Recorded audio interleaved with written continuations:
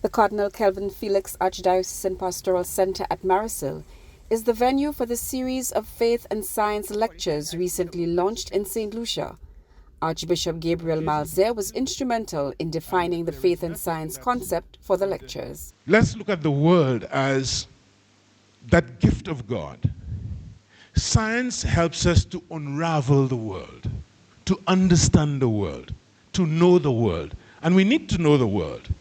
The lecture series will examine a 2015 edict by Pope Francis subtitled On Care for Our Common Home. The lectures aim to inspire constructive dialogue and action on major challenges facing humanity. This gathering is more than an academic exercise. It is a moment of communion where faith and reason meet, where tradition and new insights enrich one another, and where the Church continues her mission of guiding hearts and minds towards the truth. In order that we would be able to solve the ecological crisis, we need to develop new methods of thinking, to elaborate new moral and ethical values, and no doubt new patterns of behavior. The first lecture was delivered by Archbishop Gabriel Malzaire, in which he echoed the thinking of Pope Francis that social justice is central to survival of the planet. If we are to have a sustainable society, it must address justice, it must address solidarity.